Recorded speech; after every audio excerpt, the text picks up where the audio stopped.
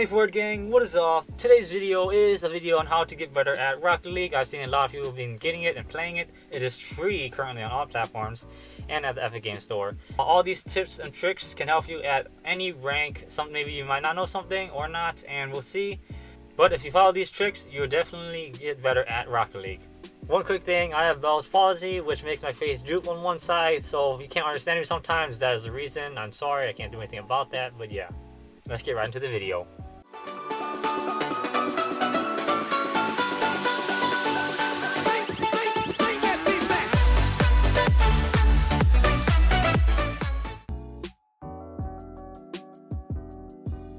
Okay, the first parts that we are going to get into is rotations and car movements. This is the most important factor in the game. You can have the best mechanics in the game, but if you don't know how to move or where to be, you are completely useless to your team and in the game in general.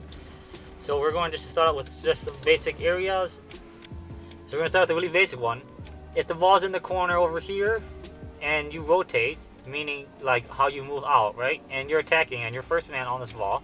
First man means you are the first to the ball and you go up for it, whether you hit it or not. If you cannot follow up your attack, say you land here and the ball's rolling, you do not want to ever cut in or turn around and just cut right back into where you came from. So if the ball was over here in the corner and I tackle it and it just goes like that and I'm like over here, you don't want to turn around and try to go for it, especially if it's in your own corner. You always want to rotate out, maybe take mid boost, maybe look for an outward pass your team can get it, and if not, you rotate all around the play, pick up pads, and rotate to back post. Either here, or inside the net, or even here. But you always want to rotate around to back post and out of the play. Because the thing is if you go right back into the play, you go here, you get a mistouch, it goes right there, you get the ball, and you just like, oh, I got to do something. You don't need to, because if you hit back against your own team, or you can mess up your own teammate, cause a double commit, and boom, you get scored on. So you always want to run out. If you get a touch and you can't follow it, you want to just go out of the play, get some boost, watch where the ball is, and be ready for it. The second most important thing is to always rotate back post. So back post is whichever post is farthest from the ball. So if it's over there, I am rotating here. This is where back post is. You never want to really be inside the goal, in the middle, or even offset. You always kind of want to be towards a part like this, so that if he shoots it, or if anyone can shoot it from like this angle right here, which when you get higher ranked and better at the game, a lot of people can. Even from here with like no boost, you can easily get almost any ball from the back post. It's the best place to save goals. So now second situation is when the ball is in the corner over here, in your own corner. So imagine I'm defending this goal. I rotate back post, right? And your teammate goes and pushes up to defend it, or put a challenge in, or a 50-50, either one you want to call it. You want to rotate straight up to near post, right? If your teammate's going up for this, right here, and you're back there on that near post, I don't know if I have an arrow, but you can see near post, closest post to the ball, and the enemy guy is over here, going to hit the ball or try to shoot it or something like that. You always want to be right here, or I see a lot of pros do this, right in the middle of the net, not in the middle, in the back of the net here. Because from this position and this position, you should be able to defend any kind of shot from here, or the wall if it comes off the wall right there, or if the ball goes over here, you can clear it out. You can always defend the shot from the near post.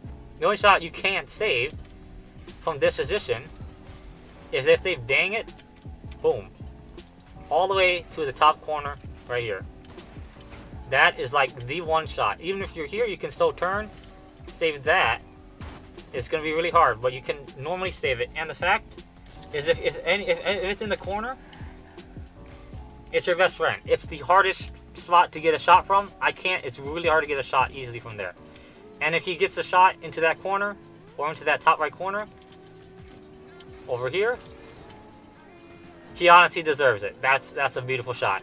And if anything, if your teammate knows how to rotate and move, he will be right here to save a shot. Easy as that. Right? That's it. No mechanics needed. You just gotta be in the right place at the right time. And the main reason you want to be near post is because you want to stop any kind of ball from getting across the front. You want to be here, be able to clear it out. You don't want anything to go across your net where they can have any kind of chance to shoot or anything. The second movement you want to be able to do is move where the ball is going, not where the ball is, right? If you're not on the ball right away, like if you're not like right here dribbling it, and I'm like way over here, that's fine. If your teammate's if you see your teammate who is going to hit it all the way around the corner and have it all the way come all the way across, you want to be here mid, ready to get a shot or anything there. So if you see your teammate going up like this already, getting ready to hit it, and you want to always be mid for a pass, right? He's gonna hit it somewhere over here, or it's gonna be 50-50. You can turn around and have your third man, who is in the back, ready to save it. And if you're mid, you come in and easy, boom, there's a goal. The reason you don't want to be close to your teammate, especially when it's on the corners like this, if your teammate's already going for it, you're just gonna, there's no point attacking this ball if you're in the middle, right? First off, if you hit it, who is gonna follow it up? You go, your teammate goes, double commit, you guys are stuck on like the wall here, your third man, who's probably like way back over here or something, isn't gonna come in and dive for it unless you get like a really good hit. Because if he loses this challenge right here, if the ball comes out, and the ball's like out here or something, if the ball's like right here, if he loses this challenge, oh I missed, they get to get that 50. Easy, big open net, all three of you guys are committed to the play, and it's just a goal, like that. Easy as that. If they hit open net, which when you get higher and better ranks, even at low ranks, it's going in. So you never want to be able to really force a double commit unless you really need to. The second movement play is knowing when to cut rotations. You don't want to do this often because most of the time your teammates are going to get it, right? The ball's there, and you're going to turn, or you're going out of the play, you're going back, and your teammates are way over here going to get boost. You want to cut that. If your teammates are not facing it, you want to turn, cut it off, and try to waste some time so your teammates get boost and come help you. The main reason behind that is because you want to be able to challenge the ball, slow it down, add some pressure back to them. Because if they get free hits, they can just go up and then maybe take an attack, maybe take a shot, and boom, there's a goal. You'd rather not have to force yourself to save a ball. You'd rather be able to cut it off and take one of their players out. Because if one guy dives at this ball and I tap into the wide, boom, I can follow it up, and boom, that's one guy, he's diving for the ball, he misses. He wasn't expecting you to cut across. But you should not always cut. Most of your time, if your teammates are rotating correctly and are playing correctly, and you're here, you leave that for your teammate who's preferably in the back corner or over here, ready to hit the ball, again, upfield. The only time you should cut is when you know your teammates are not going and you need to get a tackle in. Another very key and important movement factor is boost management, is the pads. All the pads, the big boost, how you're moving. If the ball's over there, you always want to be picking up pads. Pads are one of the biggest helps in the game. So just by staying on these pads, moving around, I'm looking at the ball, I'm not even looking at the pads. I am here picking up boost, holding at least around 80 to 90 boost. That one went a little bit lower, but still. Whenever you're moving upfield, pick up those pads, right? You don't always need big boost because it takes you out of the play 99% of the time if you aren't paying attention to it. So let's say I have like 0 boost here, the ball's going up there, I'm following, I want to take some pads, take a path. Take some paths, get up there, get ready. Your teammates are attacking, the ball goes up. You're going mid, you pick up some pads, you get your speed. It goes mid, and then you can get ready to attack. Pads are life. There are a lot of other ways to move around the field with the car and with the ball, but these are just basic ways that if you just pay attention to them and you work on them, like your rotations, rotating out, always rotating around the play, never rotate into the play because it makes you weird. And it makes it really awkward for your teammates and yourself. You will get better at Rocket League. I watch in a lot of the high ranked plays. If you watch one of the top teams, Anti and Envy, rotations are like on spot. They're always there. They're always there for a save. And the only reason why is because they're rotating. They rotate back post. Oh, they're ready. Oh, they rotate around. They know when to cut what they need to. And they know how to manage the boost and to grab the pads, especially if they're low. Now your pad thing matters a lot. There's many pads you can take. If you look at this, just look at the boost pads. 1, 2, 3, 4. I can start at 0. I'll show you guys. Boom, 0 boost. Just from the back corner, right? Imagine you're on defense and the ball's like real slow over there in the corner. You run up. You can pick up this pad if you need. Go around. Boom, boom, boom. Oh, I missed that one, but you get the point. I already have 60 boost. There's 72. And you're already basically at almost a full tank, and you can do whatever you want with it. The main concept of this is pick up big boost when you can, but always pick up pads. I've tested it before, and so as I've tested it with my friend as well, that the best way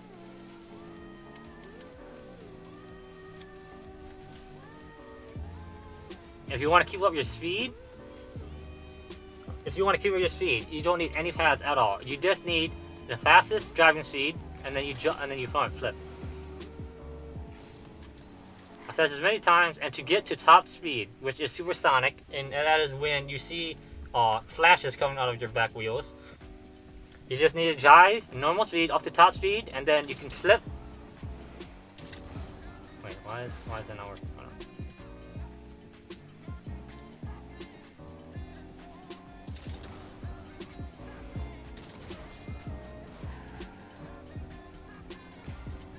You only need 1 boost to get to top speed. If you're at a standstill like this, all you need to do is drive, get a top speed, boost, and flip. And they're supersonic. You see those lines? That means you're supersonic. So you only need 1 pad, 12 boost, to get to supersonic. Now you could do 2 flips, which is very viable, but it's not the best in a lot of situations when you can just go straight down the line. I'll go 0 boost and just pick up every pad. Boom. Supersonic ready, and I have an extra. Well, it should have been an extra boost, but I missed both those. But yeah, whenever you're going, you want to just get used to trying to pick up pads when you can, when you need to, so you can do amazing stuff. Okay, now we're going to talk more about managing your boost, right? If you're already going down a wall, or if you're falling already, let's say you're in the air. Right? You don't need to go like, oh, I gotta boost straight down into the ground and then go. You're already falling. Just let gravity hit it yourself, right? So you save your boost. Because imagine the ball is all the way down that corner and you're way up here. You have 25 boost. Yeah, what's that gonna do? Get you to the ground like a couple seconds faster and then waste all your boost and you can't do anything now. And they're already fighting. If the ball's all the way in that corner over there, and I'm all the way up in the air with like no boost, you kind of just want to save your boost, and then you can get back faster. The only time you can boost, or you should boost when you're in the air, is if like, let's say the ball's kind of close, or the ball's like over there or something, and you're out of the play already, and you're like in the air, you can maybe look for the boost, and then boost towards it, and then look back to the ball. Right? That's like the only time when you can guarantee get a big boost that you should be wasting boost in the air. There's a select few times when you can do it. The other time, maybe if you need to get a faster challenge, or if you wanna, the ball's there and you wanna go onto it again. Yes, but the likelihood of you getting that challenge in time and you being able to challenge the ball is not that high, so be careful with it. You kind of want to keep at least above 30 boost, right? 24 to 30 boost is what you should normally have in your tank at the lowest. You want to keep your speed. You can take your time. You don't got to be boosting everywhere. You don't got to waste all your boost. But having at least 20 or 30 boost. So 2 pads basically, I'll show. You can do basically almost anything. Here's 24. You can get up to majority of the challenges you need to. If it's a really high ball, like on the ceiling, you don't really need to be challenging that at most ranks. You leave that for someone else. You keep picking up pads, maybe teams will. It's not too threatening when it's on the ceiling, Of course, you can keep possession, but then that comes into more like wall plays when the ball's up high, and you can just, yeah. Because even at 3 pads, which is 36, and I'll pick it up right now. 1, 2, 3. You can still get pretty high, if not like the highest. That's like the highest you need. You don't really need to be challenging balls all the way on the ceiling every single time, because that's like almost useless when you only have that much boost. In most situations, that ball is not too threatening. You want to always do running around and know where the boost pads are, so you can keep your boost management. Always kind of want to stay above 24, because if you have like 20 boosts right here, you don't even need 20 boosts. You can save anything. Boom, top right corner shot. May not be the fastest, but it can still, you don't need that much boost is the whole idea. And that's going to be the end of the video, guys. This is going to be part 1 of the video, because if it made it together, it would be way too long and take way too long to get out. I hope you guys learned something and enjoyed. If you did, remember to leave a like and subscribe. It helps out a lot. And I'll see you guys in the next one. Peace.